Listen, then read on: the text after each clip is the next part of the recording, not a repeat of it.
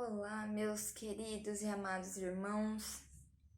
Estou com muita saudade de todos, né? Durante esse período que a gente tem passado, da proibição de fazer cultos, e fica aqui minha saudade de cada um de vocês. Hoje eu vou compartilhar um pouquinho com vocês nessa quinta profética sobre o que Deus tem falado ao meu coração durante esses dias, daquilo que eu tenho visto Ele agir na vida dos outros também durante esse período e chamar vocês a uma breve reflexão. Me perdoe qualquer erro, porque eu não sou acostumada com isso, mas vamos lá. Todos nós sabemos que o mundo literalmente parou, né? O comércio parou, os empregos pararam por mais de 40 dias, né? Se eu não me engano. A gente já tem tido esse tempo maior em casa, né? Certa situação de caos também. Mas eu quero fazer vocês pensarem que nada acontece sem a previsão de Deus, sem a aprovação dele. Porque até o diabo para tocar em nós pede permissão, que dirá para o mundo inteiro, então, né? E por que será que Deus tem permitido isso? Por que será que Deus chegou a autorizar esse vírus de fazer esse estrago todo, esse reboliço no mundo inteiro? E eu posso suspeitar de algo assim, que só mais pra frente que a gente vai poder ter essas convicções formadas e corretas, mas eu vejo que durante esse período, de acordo com o que eu tenho conversado com amigos, pessoas da minha rede de contatos e do mundo inteiro, né? De outros estados do Brasil, de outros países até, de amigos, eles têm falado que parece que Deus tem colocado nesse momento, né, um espelho na nossa frente, que tem mostrado aquilo que nós somos, aquilo que a gente tem de bom, mas tem de ruim também, aquilo que a gente precisa melhorar. E eu desafio vocês a entrarem a começarem a ter essa visão, sabe? Do que Deus está tentando falar pra gente nesse período. Porque ele permitiu que a gente fique mais tempo em casa, com os familiares. Ele tem nos mostrado o valor do afeto, da proximidade, o valor da família que está dentro de casa com a gente todos os dias e muitas das vezes a gente não tem tempo, a gente se permite ser distraído por redes sociais, por programas de TV, enfim, pelos afazeres do dia a dia. Mas, além de tudo isso, dos fatores externos, Deus tem levado nós a uma reflexão interior, sabe? Igual eu falei, um espelho que tem trazido à tona tudo que a gente tem guardado, todo o lixo que a gente carrega em nossa alma, no nosso espírito, né? E eu acho muito importante a gente pedir isso para Deus, né? Ter nosso tempo devocional, ter essa profundidade, essa intimidade com Deus, buscar algo a mais dele nesse período, né? Porque é algo único, é algo histórico. É uma novidade a gente ficar em casa assim, sem ter o que fazer, sem ter opção, né? Mas a primeira coisa, a gente sabe que do caos, do nada, Deus faz algo grande e poderoso.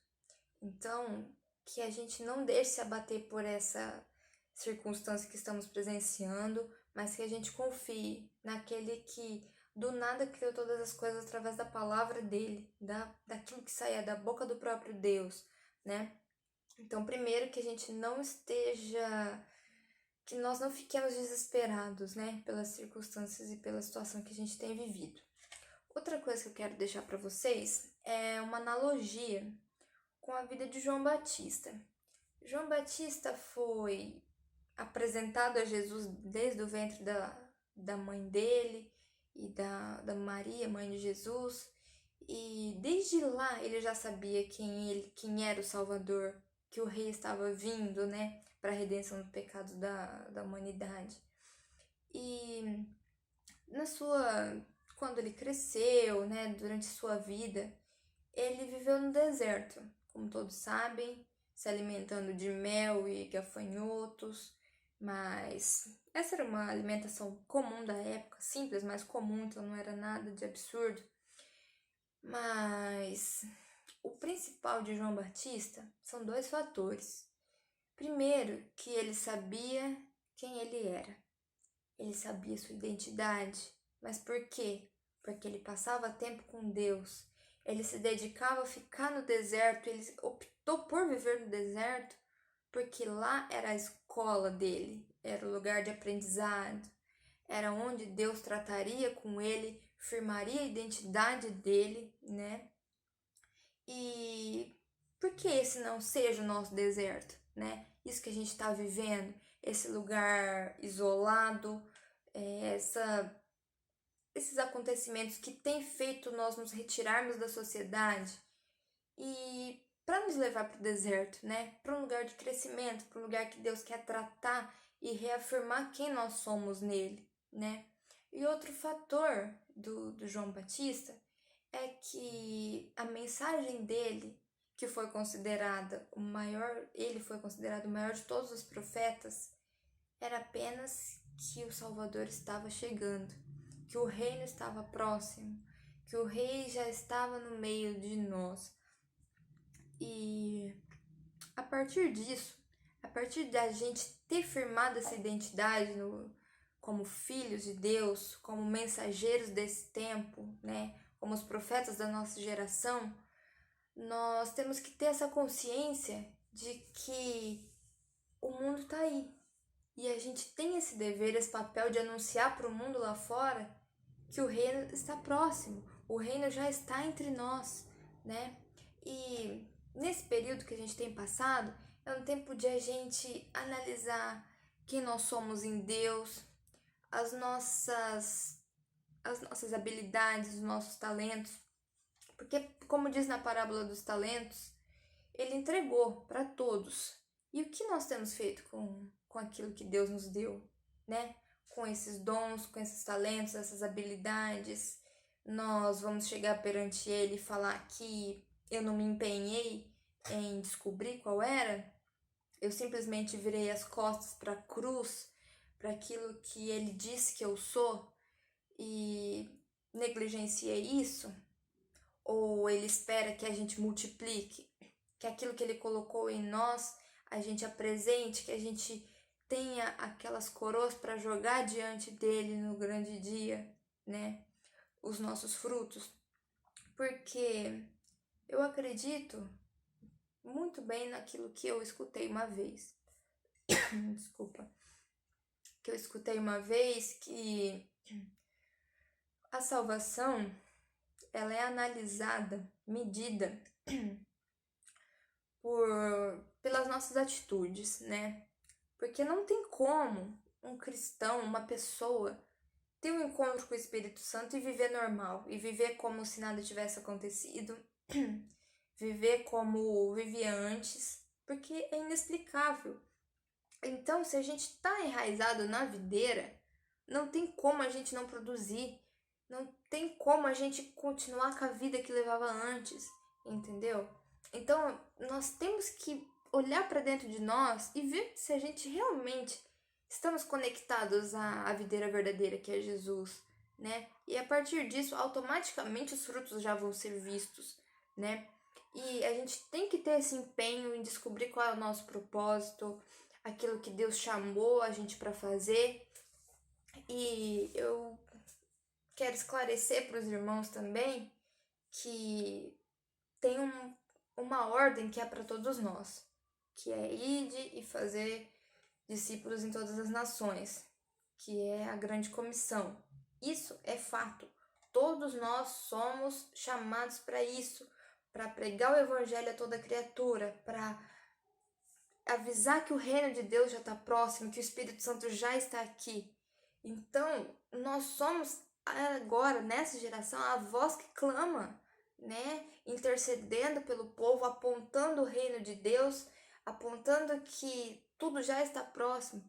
Então, vamos aproveitar esse período de quarentena, vamos nos retirar para o nosso deserto, né? Olhar para dentro de nós mesmos, nos enraizarmos em Deus e pedir que Ele nos mostre aquilo que Ele tem para fazer, né? E que a gente possa ser útil nessa geração. Para finalizar, eu gostaria de deixar só um trechinho da carta de Paulo aos Tessalonicenses, 1 Tessalonicenses capítulo 5, versículo 14 em diante. Essa carta falou muito comigo, porque, como eu disse, eu tenho me empenhado, eu tenho gastado tempo em descobrir aquilo que Deus quer de mim, né? Aquilo que eu fui chamada para fazer, aquilo que eu fui chamada para ser útil. Porque não, igual eu falei também, não tem como a gente ter um encontro real com Deus, a gente presenciar a alegria da salvação e não querer compartilhar isso com os outros, né? Não tem como conciliar as duas coisas. Uma vida inerte, uma vida parada e uma vida que realmente viu a glória de Deus em nós.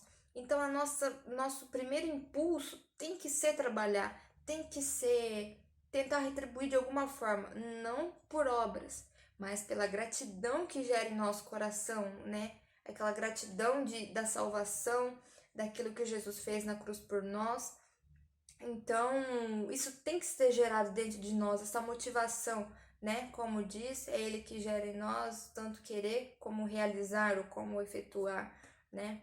Mas eu fiquei muito pensativa a respeito disso e me passou, né, na internet mesmo, eu vendo na semana passada, um versículo me chamou muita atenção mesmo, que é 1 Tessalonicenses, capítulo 5, do versículo 14 em diante, que eu vou ler aqui para os irmãos, se quiserem acompanhar aí também, fiquem à vontade, tá?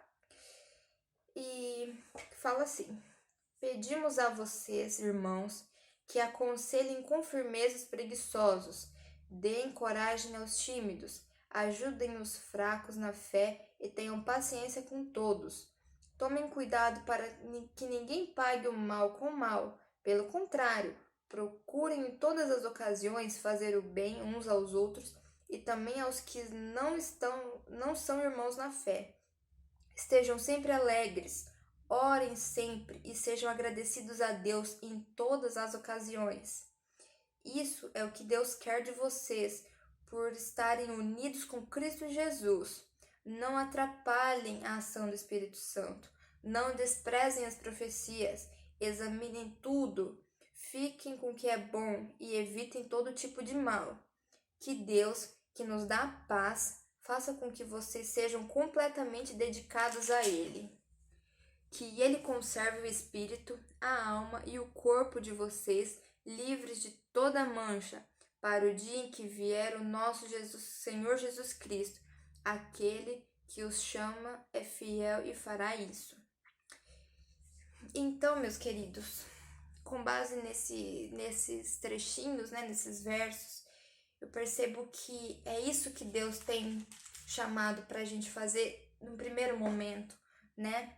Que é estarmos alegres, orarmos sempre, sermos agradecidos a Deus em todas as ocasiões, em tudo, inclusive nesse período de quarentena, inclusive nesse período que nos falta esperança às vezes em relação ao trabalho, a sustento de casa, mas aqui fala, sejam agradecidos a Deus em todas as ocasiões.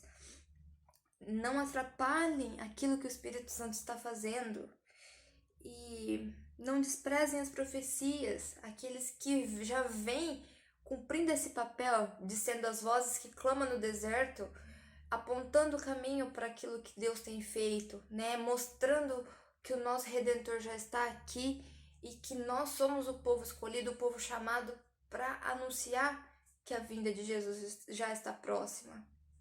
E que Ele fará que nós sejamos completamente dedicados a Ele, livres de toda mancha, tanto nosso espírito, como nossa alma, como nosso corpo.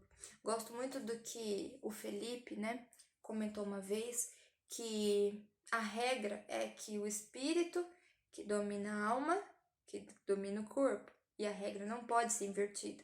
Então, que o nosso espírito esteja sempre conectado ao Espírito de Deus, porque ele vai testificar o tempo todo que nós somos filhos, né? E então é isso, meus irmãos. Vamos aproveitar da melhor forma possível esse período de quarentena, né? Buscar nossa identidade em Deus, aquilo que Ele quer fazer de nós, porque o mundo está lá fora e nós seremos essas vozes que dirão que o reino de Deus já está próximo, que o Espírito já está entre nós e que nós temos que trabalhar como forma de gratidão, né? Porque pelo aquilo que Ele tem feito por nós. E fique com essa passagem como aquele norte, né? Por onde a gente vai começar? Por aqui, sendo alegres, orando, não desprezando as profecias e sendo agradecidos por tudo que Ele tem feito em nossas vidas. Tá bom, meus queridos? Espero que essa palavra curta tenha sido útil, seja eficaz na vida de vocês, como tem sido na minha também. E se Deus permitir, logo estaremos juntos novamente para cultuar o nosso Deus, tá bom? Um abraço a todos e eu espero do fundo do coração que essa palavra tenha entrado, penetrado na tua alma, no teu espírito, tá? E contem sempre com as nossas orações, tá bom? Fiquem com Deus e até logo.